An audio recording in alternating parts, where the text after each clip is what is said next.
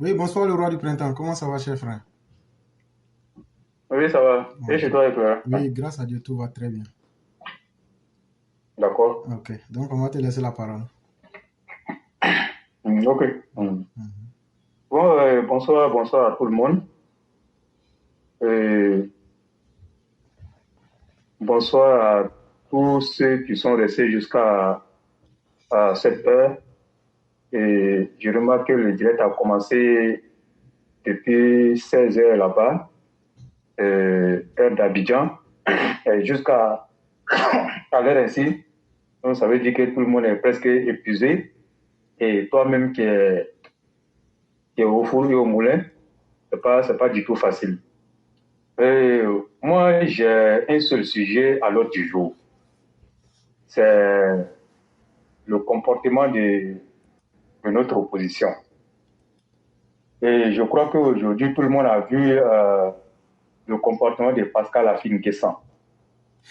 Mais pour les hommes avertis, je crois que ça ne devrait même pas être une surprise ou encore on ne devrait même pas s'étonner de son attitude. Parce qu'il y a longtemps, nous avons prévenu et que nous avons dit ici que à l'approche de 2025, cette opposition qui n'a rien proposé à la Côte d'Ivoire va se coaliser pour affronter le RHDP. Mais on n'est même pas encore à 10 mois de l'élection et voilà que les choses sont en train de se dessiner et tout ce que nous avons eu à prédire est en train de se réaliser. Donc c'est le lieu de dire à tout le monde que quand on fait une alliance, l'alliance se fait sur des bases concrètes, sur des bases solides.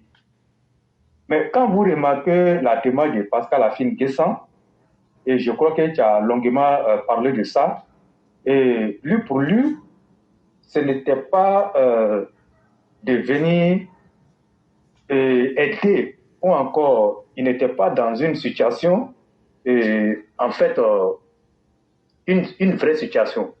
Mais il a voulu juste profiter du RIDP, s'enrichir, comment on appelle, profiter de la manne que le RIDP allait lui donner afin de pouvoir mieux s'occuper de son parti pour affronter 2025.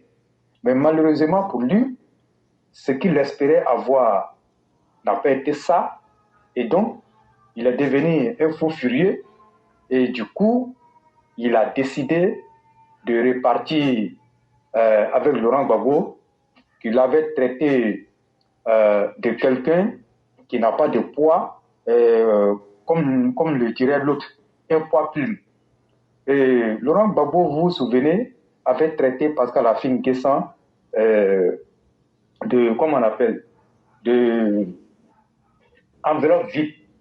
Mais il se trouve qu'aujourd'hui, c'est cette enveloppe vide-là qui va aller s'aligner avec Laurent Gbagbo pour, comme ils le disent, pour chasser le président Hassan Ouattara. Mais moi, je vais dire à tout le monde de rester calme et de rester serein.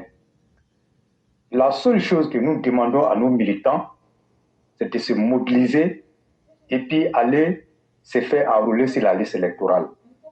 Et quand vous regardez la démarche du RHDP, c'est vrai, tout n'est pas rose, mais on remarque que c'est le seul parti politique, en tout cas qui est un parti irresponsable, qui sait ce qu'il veut, et contrairement aux autres. Ce qui convient de noter, c'est que comme ils ne veulent pas aller aux élections, ça fait plusieurs fois qu'on répète ça, ils sont obligés maintenant, et comme ce que Éclairé est en train d'expliquer, le cas de Zakaria que vous voyez, mais ce n'est pas un cas fortuit et ce sont des choses qui sont bien coordonnées. Et nous, on avait même dit ici qu'il faut qu'on se prépare, il faut qu'on prépare nos esprits à affronter ce genre de situation et à voir, et puis vivre aussi ce genre de situation.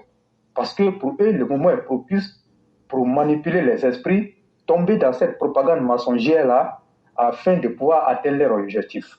Et quand vous regardez comment on appelle, les actions qu'ils ont eu à poser depuis un certain temps, vous allez comprendre que c'est des stratégies qu'ils élaborent dans leur laboratoire pour venir, comme on appelle, empoisonner l'opinion, en tout cas l'opinion. Mais le centre même de leur laboratoire se trouve à Ouagadougou. Ce centre même se trouve au centre de Ouagadougou. Mais quand vous voyez cette manipulation aujourd'hui qui a pris de l'ampleur, mais vous n'allez pas me dire que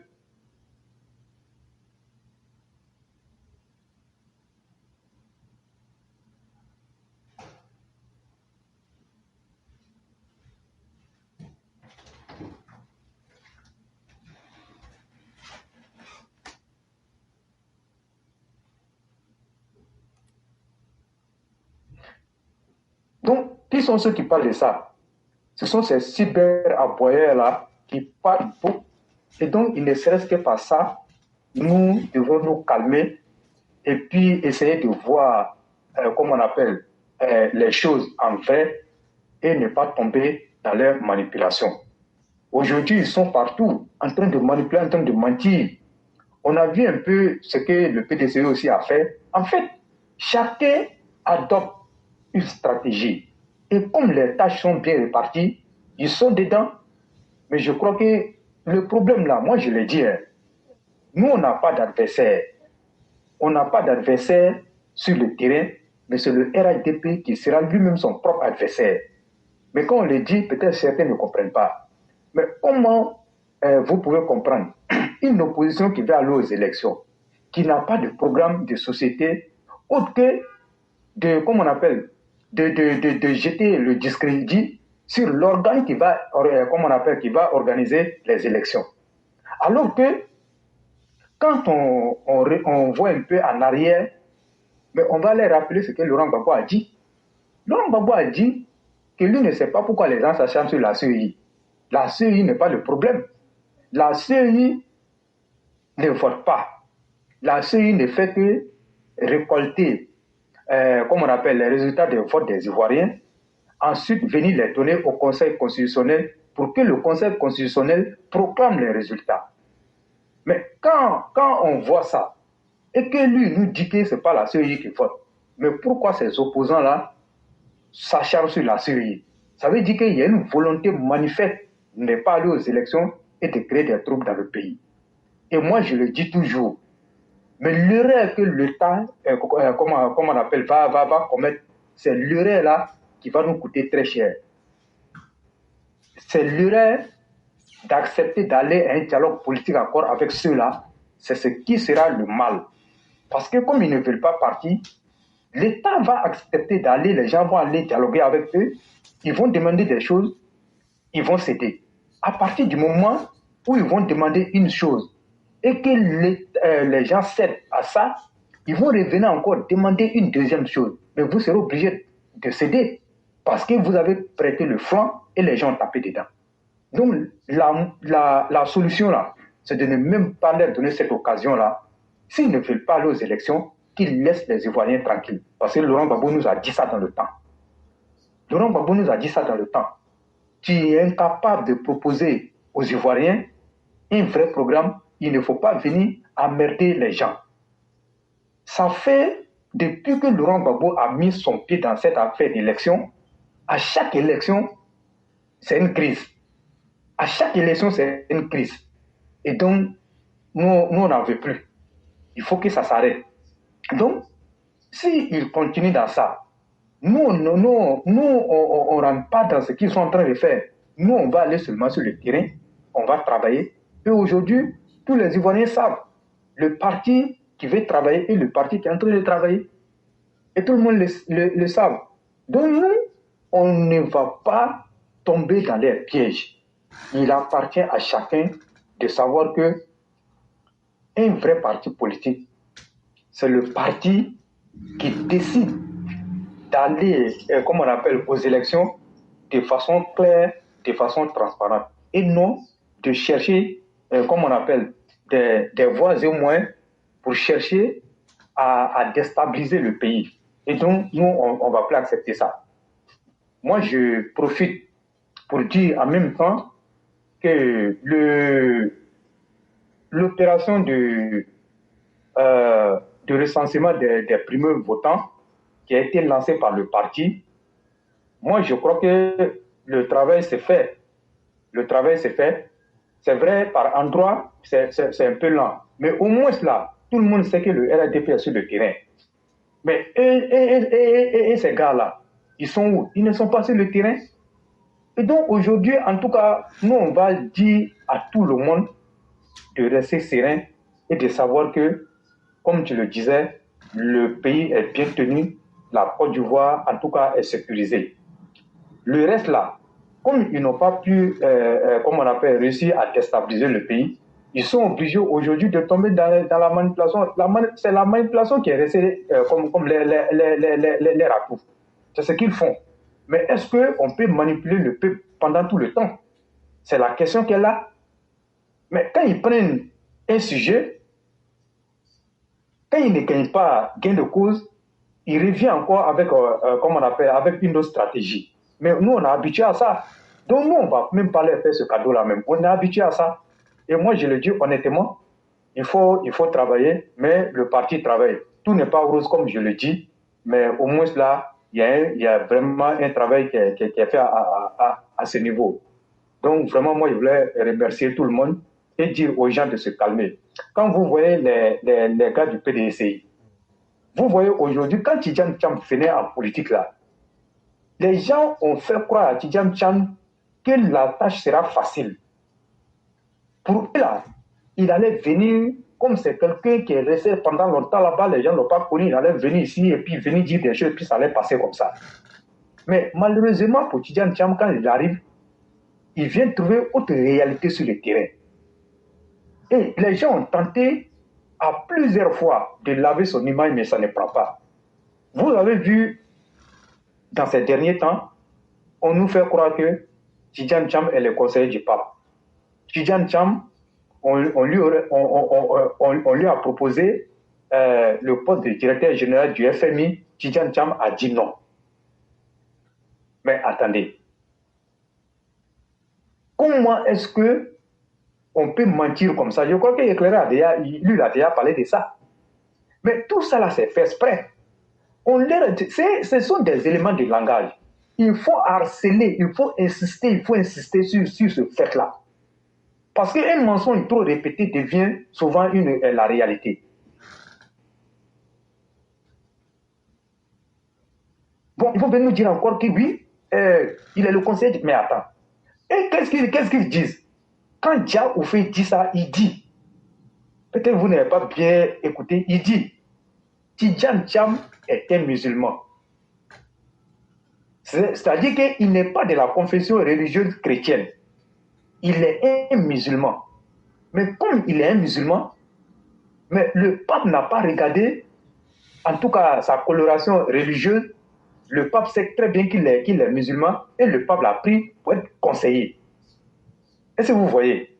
Et tout cela, c'est pour capter l'attention des nordistes ou encore ceux qui sont musulmans pour dire voilà. Mais ça ne passe pas.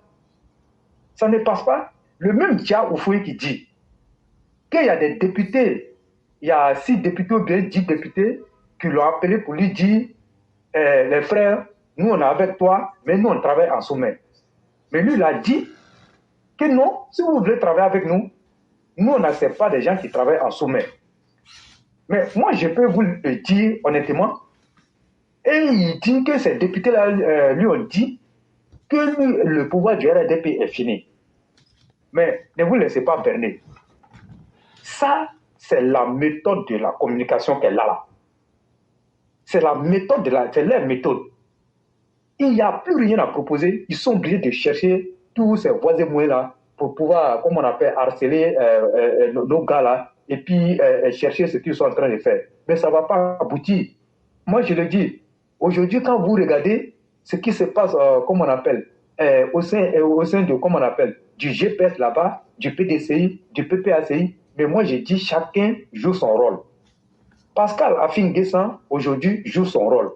Donc, aujourd'hui, cette coalition-là, s'est retrouvée, en fait, la coalition du mal, du diable s'est retrouvée contre le RADP, mais nous, on avait prévenu, mais peut-être qu'on a eu trop tôt raison de le dire. Personne ne viendra dire que ce n'était pas le cas. Et vous-même, vous voyez. C'est-à-dire que ce qu'ils ont fait en 2020, je vais parler du CNT. Et c'est le même CNT-là qu'ils vont recomposer. En tout cas, d'une manière ou d'une autre, c'est le même CNT qu'ils vont prendre en 2025 pour chercher, en tout cas, à endeuiller encore la Côte d'Ivoire. Mais nous, on n'accepte pas. Parce que quand tu dis que tu ne vas pas voter, tu ne dois pas empêcher quelqu'un d'aller, comme on appelle, accomplir son devoir de citoyen. Mais quand tu le fais, c'est une entrave à la loi. Mais tu refuses. Et tu veux que les autres là ne fassent pas, en tout cas, ce qu'ils ont envie de faire. Et donc, on ne va pas accepter les troncs d'arbres qui ont été coupés en 2020 pour barrer les routes, pour ne pas que les gens aillent exercer comme on appelle, leur droit de démocratie.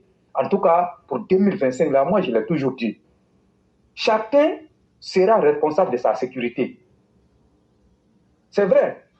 L'État peut prendre toutes ses dispositions, mais toi-même là, il faut te donner les moyens pour ne pas te laisser attaquer par quelqu'un qui ne veut pas le bien de la Côte d'Ivoire. Et ça, on ne va pas accepter. Et quand vous avez vu le discours de, comment on appelle, de Blaise Lam en 2020, où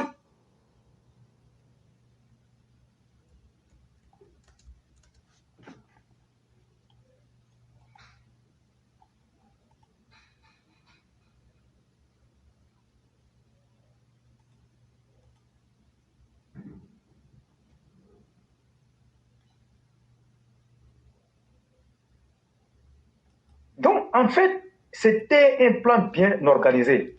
Mais je crois qu'on doit pouvoir tirer des leçons de la crise de 2020. Et même, quand vous avez vu Tidjane Cham est venu et puis il a fait sa déclaration, que lui ne va pas mettre un serpent dans son pantalon, mais vous pensez que c'est de gaieté de cœur que Tidjane Cham a dit ça? Mais c'est parce qu'il y a eu des choses. Sinon, pourquoi en 2020 il n'a pas tenu ce même discours? Pourtant, en 2020, de façon claire, Pascal Afin-Guessan nous a dit ici que, de façon solennelle, que Tidjane Cham était un acteur principal du CNT. Mais ce même c'est de solidariser de, comme on appelle, de ce groupe-là. Ça veut dire que, en réalité, il le dit, mais au fond, Tidjane Cham continue de travailler, en tout cas, comme on appelle, pour la déstabilisation de la Côte d'Ivoire. Mais ça, là, en tout cas, nous, on ne va pas accepter. Mais ceux qui ont des oreilles pour entendre, en tout cas, voilà ça, on a tout dit. Mais ce qui me plaît, c'est que Pascal Afin-Guessan a déclaré, mais je crois que c'est mieux comme ça. Parce que quand celui qui est avec toi, tu penses qu'il est avec toi, quand il se déclare très tôt qu'il n'est plus avec toi, je pense que c'est la meilleure des solutions. Mais il ne faut pas attendre à l'approche des élections et puis il va venir nous dire des choses. Ça, je crois que c'est une très bonne chose ce qu'il a fait, mais il nous appartient de continuer de travailler de toutes les façons, comme nous on le dit là. Ceux-là, la violence sur laquelle ils comptent là, nous aussi on est plus violents qu'eux. Le mieux là, c'est d'aller convaincre les Ivoiriens et dire que le président Alassane Ouattara, il a construit 3 ponts. Mais nous, opposition, nous là, quand on vient de façon concrète, nous on va construire, comme on appelle, 8 ponts. C'est ce que les Ivoiriens attendent. Le président Alassane Ouattara, il dit aux Ivoiriens que lui, il a construit des chutes. Mais vous là, quand vous venez là, proposez plus que lui, et c'est ce que les Ivoiriens veulent entendre. Le président Alassane Ouattara dit, j'ai de 36 000 francs, aujourd'hui j'ai pu augmenter le SMIC à 75 000 francs. Il a augmenté le SMIC à 75 000 francs, mais nous on prend la garantie. Quand nous on vient là, nous on va augmenter le SMIC de peut-être, comme on appelle, lui il a fait 75 000, mais nous on va faire peut-être 100 000. C'est ce que les Ivoiriens entendent. Mais les Ivoiriens n'attendent pas que vous venez avec les muscles, que vous venez dire aux gens, si le président Alassane Ouattara, si le nom de Laurent Gbagbo n'est pas sur la liste électorale, la Côte d'Ivoire va brûler. Mais comment est-ce que la Côte d'Ivoire va brûler? Non, moi je l'ai dit, on ne va plus donner l'occasion à ce monsieur-là de venir nous dire que le goudron coûte cher. On ne va plus lui donner l'occasion pour qu'il vienne nous dire que, comme on appelle, il faut dire aux Ivoiriens que la santé coûte cher. Nous, on ne veut plus entendre ça. Comme nous, on ne veut plus entendre ça, nous, on ne va plus lui donner l'occasion. Donc aujourd'hui, là, c'est ce genre de discours-là qu'on doit tenir parce que si on s'assoit, ceux-là, ils vont penser que la Côte d'Ivoire leur appartient. Ils ne sont pas le centre de la Côte d'Ivoire, ils ne sont pas l'unité de mesure de la Côte d'Ivoire, ou encore les intérêts de la Côte d'Ivoire ne tournent pas, en tout cas, autour de leur personne. Ça, c'est fini. Vous avez gouverné ce pays, vous avez montré vos limites. Il n'y a que le président Alassane Ouattara qui est venu montrer vos carences et qui est venu montrer votre incompétence. Les Ivoiriens n'en veulent plus. Le pays en paix et surtout, la chose la plus importante chez un citoyen, quand ce citoyen est libre de ses mouvements, quand ce citoyen n'est pas inquiété, en tout cas par quoi que ce soit, par la violence, ce citoyen se sent déjà libre dans son pays. Et c'est ce que le président Alassane Ouattara a donné à tout le monde. C'est ce qu'il a donné à tout le monde. Vous qui avez gouverné ce pays et que vous venez vous asseoir tout honte bu, moi j'ai été attaqué. Le président Alassane Ouattara, depuis qu'il a mis pied, comme on appelle, au palais présidentiel là, tous les jours il a attaqué. Mais c'est quel jour vous l'avez vu en train de dire aux Ivoiriens, j'ai été attaqué, voilà pourquoi je n'ai pas pu faire ça. Et il avait même l'occasion même de le dire en 2011, puisqu'il a perdu énormément de temps. Mais il n'a jamais bronché, il n'a jamais dit à un Ivoirien, c'est parce que Laurent Gbagbo a refusé de céder, comme on appelle le pouvoir, que moi...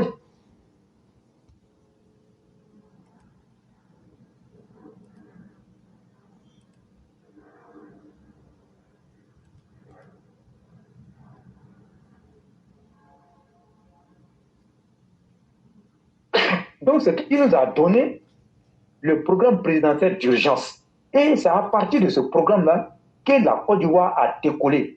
Sinon, il aurait pu le dire, hein, oui, moi, on m'a attaqué de toutes les façons, même ce que j'avais prévu aux Ivoiriens, je n'avais pas fait. Mais le président Alassane Ouattara, il sait pourquoi on l'a élu. Dire ça, ça allait être comme un aveu d'impuissance. Donc, il a préféré travailler aujourd'hui, la Côte d'Ivoire respire mieux. Quand vous regardez aujourd'hui le niveau de développement que la Côte d'Ivoire a atteint, mais tout le monde envie la Côte d'Ivoire, même les pays développés. La Côte d'Ivoire est devenue un pays attractif.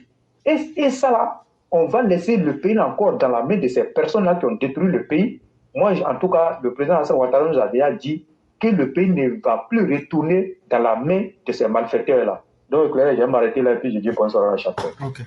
Vraiment, merci beaucoup, cher frère. J'allais faire un petit exercice rapide avec toi. Il faut répondre simplement aux questions.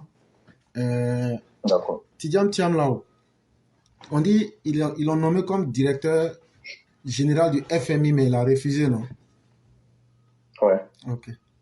Mais avant lui, c'est le PDCI qui avait nommé Alassane Ouattara comme directeur adjoint du FMI. Ça, c'est vrai. Ça. Ok. Mais quand ils l'ont nommé là-haut, quand ils nommaient Alassane Ouattara là, quelle était la nationalité d'Alassane Ouattara? Il était ivoirien. Ah, il était ivoirien? Oui, il était ivoirien. Mais pourquoi eux, ils ont fait l'ivoirité pour dire qu'il n'était pas ivoirien? Ah, c'est eux autres qui peuvent savoir parce que l'autre l'a dit que quand il nommait, c'était pour qu'il vienne défendre les intérêts de la Côte d'Ivoire. Ah, les intérêts de la Côte d'Ivoire? Voilà. Donc, il n'était pas burkinabé. Donc, c'est-à-dire qu'il n'était pas burkinabé. Et donc, il a défendu les intérêts de la Côte d'Ivoire. Oui. Donc, ça veut dire au moment où on le nommait là, c'est en quelle année il est parti à la BCEAO? Les années 80, 88, 89, comme ça, je crois. Donc, il était ivoirien? Oui. Et donc, quand il est revenu en 90, il était ivoirien? Il était ivoirien. Et après ça, il est resté ivoirien? Il est resté ivoirien. Ah, ok. Donc, on comprend maintenant. Maintenant, après encore, ils ont dit que Tidjane Thiam est le conseiller du pape. Est-ce que moi, j'ai bien... Oui. Ok. Donc, ce que je vais faire là, moi, je ne sais pas lire, hein, mais j'ai la biographie de Tidjane Thiam devant moi. Je vais lire. D'accord. Je vais tout lire. Si tu entends le mot conseiller du pape au Vatican, toi-même, tu vas décider. Mais la biographie qui est là, c'est ce qu'eux-mêmes, ils ont décidé de mettre. Quand on va finir de lire ça, on va montrer à tout le monde si ce qu'ils ont dit est vrai ou faux là. La biographie de Thiam est devant moi. J'ai mis le lien sur la page en direct. Et donc, je vais commencer à lire. Tous ceux qui veulent, vous pouvez ouvrir, on va lire simplement. Le mot qu'on recherche simplement, conseiller du pape, c'est ce qu'on recherche. Donc, si on arrive sur la partie, dès que je lis, tu dis stop. On est d'accord? Oui. Oui. Tidjane Thiam. Tidjane Thiam, né le 29 juillet 1962 à Abidjan, en Côte d'Ivoire, est un dirigeant d'entreprise et homme politique ivoiro-français. Diplômé de l'école polytechnique et de l'école des mines de Paris, il rejoint McKinsey & Company en qualité de consultant en management en 1986 jusqu'en 1994. De 1994 à 1999, il retourne en Côte d'Ivoire comme directeur général du Bureau national d'études techniques et de développement, ce qu'on appelle le BNET, rattaché directement au Premier ministre et au président. À partir de 1998, il est à la fois président du BNET et ministre du Plan et du Développement. Après le coup d'État de 1999 en Côte d'Ivoire, il retourne dans le secteur privé, d'abord chez McKinsey à Paris de 2000 à 2002, avant d'intégrer l'équipe dirigeante d'Aviva et enfin de rejoindre Prudential. De septembre 2009 à juin 2015, il dirige le groupe d'assurance Prudential, ce qui fait de lui le premier dirigeant noir d'une entreprise du FTSE 100. Tidjane Thiam est également membre de l'Africa Progress Panel, une fondation basée à Genève. Il a occupé le poste de directeur général de Crédit Suisse durant 4 années, au terme desquelles il estime avoir mené la banque à une situation profitable. Cette évaluation s'avère rapidement caduque. Quelques mois après son départ en février 2020, la banque vit une véritable descente aux enfers.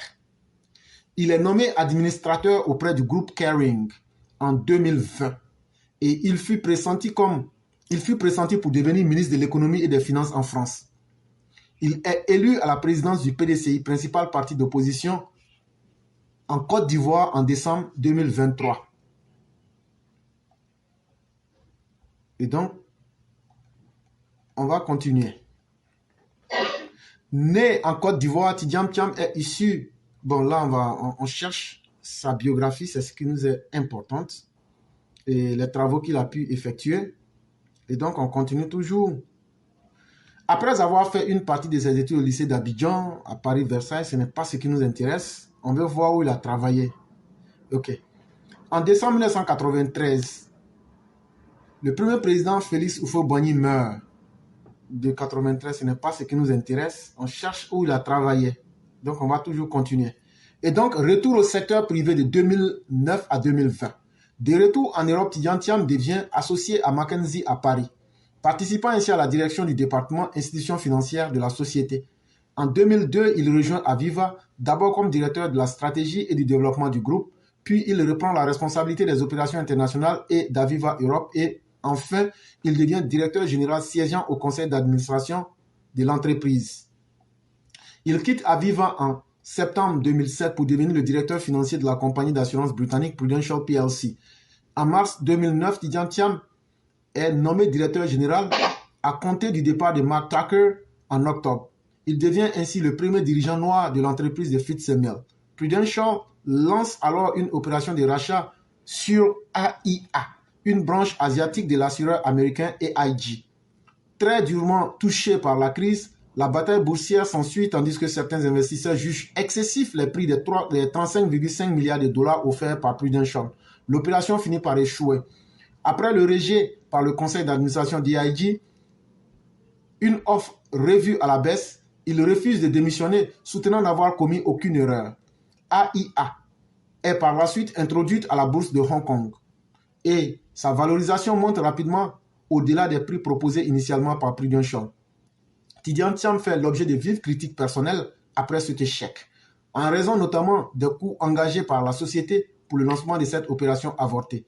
Il est cependant réélu directeur général lors de l'Assemblée générale de mai 2011 avec 99,3% des voix. Depuis lors, la performance de la société ne semble pas avoir eu à souffrir de cet épisode.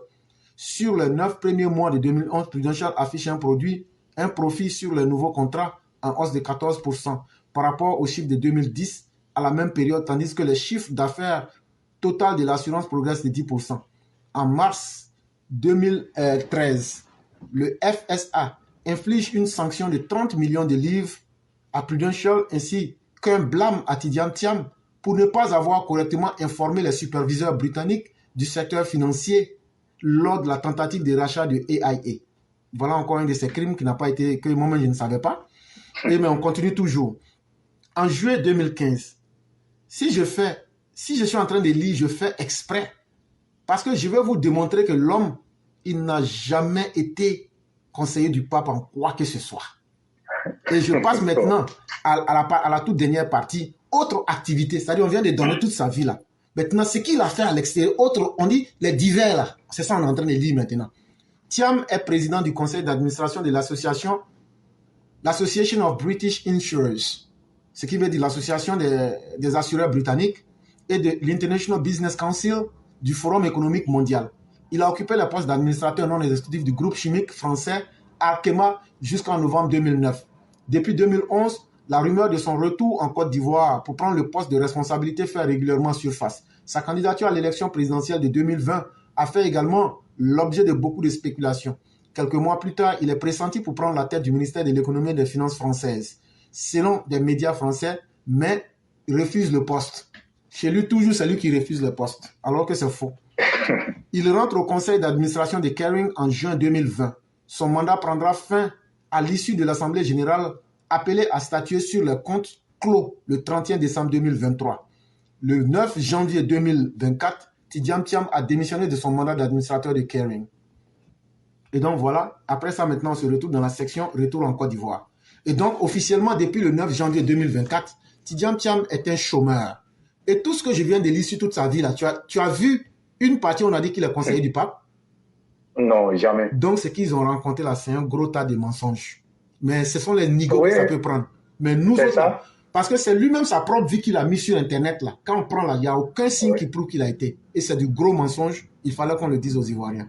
C'est ce que je voulais faire. C'est ça. Non, merci, c'est ça. En fait, c'est une ligne de communication qui leur a été donnée. Mais est-ce que, moi, quand moi je l'ai regardé, je me dit, mais ça là, la politique, ce n'est plus la politique comme on appelle de 1960 et autres là. Non. Les gens sont beaucoup, les gens réfléchissent. C'est vrai, la manipulation par moment, mais quelqu'un qui a une fois été manipulé, mais quand il sort de cette manipulation, on ne peut plus manipuler la personne. Donc ils peuvent continuer. Mais de toutes les façons, ça, ce n'est pas un programme de société pour les Ivoiriens. Ça, seulement, il faut noter ce fait-là. C'est tout. Merci beaucoup, Éclairé. Merci infiniment, le roi du printemps. On va vous laisser vous reposer. On vous souhaite une excellente soirée et bien des choses à toute la famille. Ok, merci beaucoup et bonne soirée à chacun. Merci beaucoup. Et donc, comme l'aîné Bakayoko l'avait exigé et demandé, et on va revenir à lui pour laisser la mère Sali Kone nous faire la conclusion de l'émission. Nous disons merci à tous ceux qui nous suivent et qui nous font confiance. Nous sommes dans le pragmatique, dans le factuel. On ne va pas pour revenir demain. Quand tu mens, on t'attrape sur ton mensonge et puis on met ça devant tout le monde. Brou, et puis on passe à autre chose. Allô? Oui, bonjour chère mère, comment allez-vous? Je vais très bien. Okay. Oui, ça va. Comme l'aîné avait demandé que vous fassiez la conclusion. Oui, vas-y. Et voilà, l'aîné avait demandé qu'on vous laisse faire la conclusion. Oui. C'est à ce CP là qu'on vous laisse donc faire la conclusion du jour. Ah, le monde a changé vraiment, hein? Esclave qui commande sa patronne, ouais. C'est un peu comme les moutons qui mangent viande. Mais est-ce que l'opposition de la Côte d'Ivoire a compris que le monde a changé même? Bon, difficilement ils le comprennent, mais la réalité les rattrape fatalement. Quand Tidjane Thiam dit avoir été conseiller, il envoie des gens pour dire qu'il a été conseiller du pape, mais quand on lit sa biographie et qu'on met devant tout le monde, on constate le contraire, on est obligé de dire au monde que non, c'est du mensonge. Quand il voit qu'on a encore un an à faire dans ça, c'est mensonge, c'est manipulation. Son corps va chauffer comme téléphone Shintok. Ça, on va l'enlever. Vraiment, merci à tous les intervenants. Merci aux grands frères qui a demandé que je puisse faire la conclusion. Merci au Premier ministre. Vraiment, merci à tous ceux qui ont intervenu aujourd'hui. Vraiment, votre interaction ensemble, là, on a appris beaucoup, on écoutait beaucoup. Vraiment, et que Dieu nous donne lundi prochain pour ce vaillant débat. Ça sera très chic. Moi, j'ai vu ça des fois, ça a déjà venu. Ça sera intéressant et vraiment que Dieu nous donne la santé, la longévité pour qu'on puisse atteindre là. Et on va dire merci à tout le monde. Ok, vraiment que Dieu continue de nous bénir, nous-mêmes les EPV. Parce que vraiment, l'éclaireur, souvent quand je m'assieds, je m'assois, je demande, il dit, si l'éclaireur n'était pas sur la toile là, ça n'allait pas être facile. Je n'ai pas dit que les autres communicants ne sont pas des communicants, mais l'éclaireur, le travail que toi tu fais là, décrisper, donner lire les tests, donner... Non, l'éclaireur, c'est pas facile. Non, moi-même, j'étais petit chapeau fatigué. Voilà. Vraiment, merci à toi. Et que Dieu continue de te bénir, que Dieu continue de te donner beaucoup de santé à tous, beaucoup de santé au grand frère aussi, parce qu'il a dit qu'il n'était pas trop bien. Beaucoup de santé à lui, que Dieu vraiment ait sa main sur lui et que tous les médicaments qu'il va toucher pour pouvoir retrouver la santé, que ce soit avec la bénédiction et la grâce de Dieu. Parce que le médicament lui-même n'est rien sans la grâce de Dieu. Donc vraiment que Dieu puisse mettre sa baraka dans les médicaments qu'il prend pour pouvoir se rétablir. Voilà, et que Dieu lui donne beaucoup de santé. Et à notre papa Choco Ado aussi, beaucoup de santé à lui, parce que la vieillesse même c'est une maladie. Quand tu n'es pas vieux, tu ne peux pas comprendre. Mais comme il y a beaucoup aussi qui ne vont pas atteindre ça, les opposants là, tu ne peux pas connaître. La vieillesse là même là, c'est une maladie. Parce que quand tu vieillis là, ça veut dire que tu as tellement vécu que tes organes là aussi ont vécu. Donc c'est comme une nouvelle voiture avec une ancienne voiture, l'éclaireur. Est-ce que ça, on a besoin de partir à l'école pour comprendre ça? On n'a pas besoin d'aller à l'école pour comprendre qu'une nouvelle voiture et une ancienne voiture n'ont pas les mêmes capacités. Voilà. Quand tu as une nouvelle voiture, tu seras même de partir chez le mécanicien. Mais l'ancienne voiture va toujours t'emmener chez le mécanicien. Vrai ou faux? Ça, c'est la vie. Voilà, donc comprenez ça comme ça. Quand on dit à papa de beaucoup de santé là, les bêtes vont croire qu'on dit les malades, il est couché. Et la vieillesse là, c'est une maladie. Mais si tu n'es pas arrivé là-bas, là, tu ne peux pas connaître. Mais beaucoup parmi vous là n'allez pas connaître ça aussi. Donc c'est ça le problème. Donc beaucoup de santé à Papa Ado, beaucoup de santé à tous ceux qui l'entourent, beaucoup de santé à tous les EPV, tous les EPV qui viennent ici, qui prennent de leur temps pour venir écouter l'éclaireur là. Beaucoup de santé à vous aussi. Que Dieu nous garde dans ses grâces. Que Dieu nous donne ce qu'on veut, le désir de Dieu lui-même. Parce qu'on peut désirer quelque chose qui n'est pas bon pour nous, mais Dieu seul connaît le vrai désir, ce qui est bon pour nous, que Dieu nous donne, nous tous. Et que Dieu protège Papa Ado au milieu de ces fourmis manières, de ce panier, ce panier à crabe, on dit non. Parce que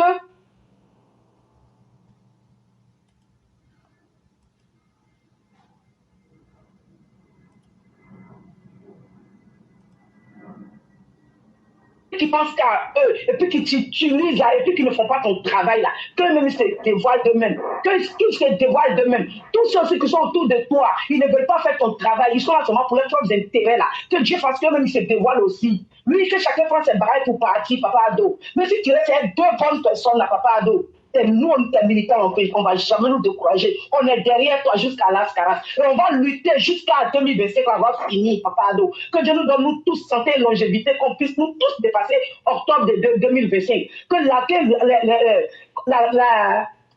les élections se passent dans de bons termes. Tous ceux qui sont prêts pour faire de la zizanie, que Dieu s'occupe d'eux. Ça, on va dire. Que Dieu s'occupe d'eux parce que Dieu, c'est Dieu seul qui connaît l'intérieur de tout un chacun. Tu peux te cacher de l'être humain, tu peux te cacher de tout le monde sauf Dieu. Vraiment que Dieu paye chacun avec ce qu'il a intérieurement en lui. Oui, si tu as du mauvais dans ton cœur là, que Dieu te paye avec ça. Si tu as du bon dans ton cœur là, que Dieu te paye avec ça. Oui, c'est là-bas on est arrivé maintenant parce que c'est Dieu qui est au contrôle. Seul Dieu peut sauver la Côte d'Ivoire de ce que les ennemis de la Côte d'Ivoire sont en train de manifester. Donc on les laisse avec Dieu et que Dieu nous bénisse tous, que Dieu protège la Côte d'Ivoire, nos forces de l'ordre, que Dieu les multiplie en feu, comme je dis toujours. Les anges là n'ont pas, tous ceux qui vont venir contre eux là n'ont pas voir un seul militaire en 20 militaires.